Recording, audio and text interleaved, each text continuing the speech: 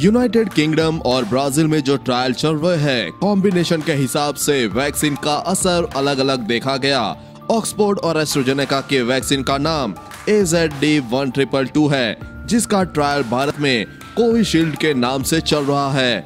Corona संक्रमित मरीजों को जब वैक्सीन के डोज का आधा शॉट दिया गया और 1 महीने के बाद पूरा डोज, तो वैक्सीन का असर 90% दिखा। जब 1 महीने के अंतराल में 2 फुल डोज देने पर वैक्सीन का असर 62% ही दिखा।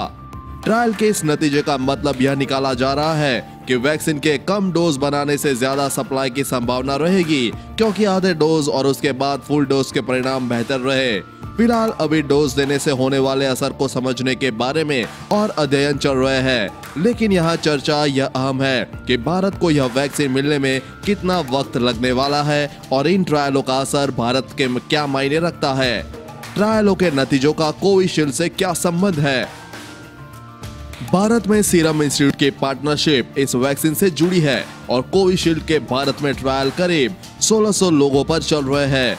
वैक्सीन की सुरक्षा और इम्यून सिस्टम पर असर को जानने के लिए स्टडी की जा रही है। विशेषज्ञों के मुताबिक यह अभी स्पष्ट नहीं हुआ है कि कोविशील्ड के ट्रायल भी क्या AZD1222 की तरह चल रहे हैं कि नहीं, यानी भारत में भी क्या डोज अलग ढंग से देकर असर देखा जा रहा है कि नहीं, यह तय नहीं है। कैसे मिलेगा अप्रूवल।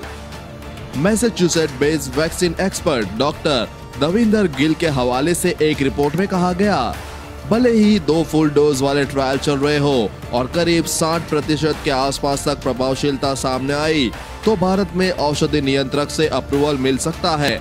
कोविड-19 की वैक्सीन को अप्रूवल मिलने की शर्तों में कहा गया है कि इसे 30 से 50% तक असरदार होना चाहिए।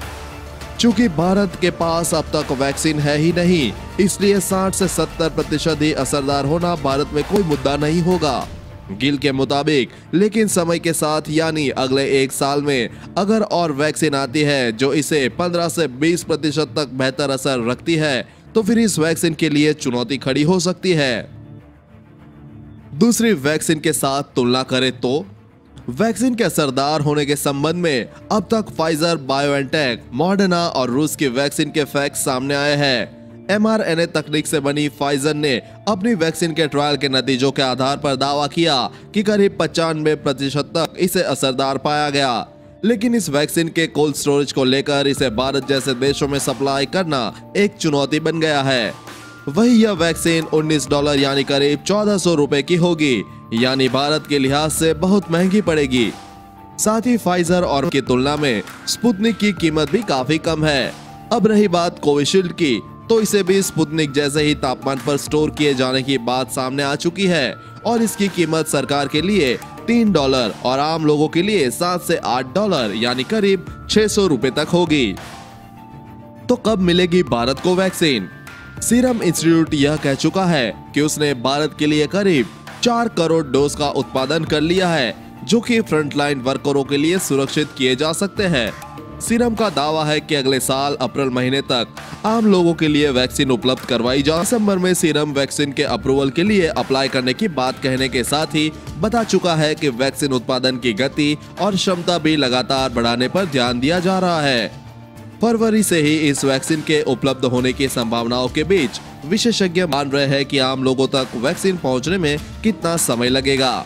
यह इस बात पर भी निर्भर करेगा कि वैक्सीन के डोज ठीक ढंग से देने के लिए कितने स्वास्थ्य कर्मी ट्रेन हो पाते हैं, जिनके जवाब बाकी है वो अहम सवाल। विशेषज्ञों के मुताबिक सबसे बड़ा सवाल यही है कि कोविड-19 वैक्सीन कितने समय के लिए प्रभावी होगी। दूसरी बात यह है कि इसकी प्रभाव व उत्पादकता के आंकड़े तो है, लेकिन पूरे नहीं है। सेफ्टी को लेकर अब भी जानकारी पूरी नहीं है, क्योंकि लंबे समय में इस वैक्सीन का असर कैसा रहेगा या इसके साइड इफेक्ट्स कैसे होंगे, यह अभी भी सामने नहीं आया है। इस खबर के बारे में अपने विचार नीचे कमेंट बॉक्स में लिखकर बताएं। वीडियो को लाइक और अपने दोस्तों के साथ शेयर करना ना भूलें। साथ ही कोरोना वायरस वैक्सीन से जुड़ी हर खबर सबसे पहले पाने के लिए चैनल को सब्सक्राइब कर लें।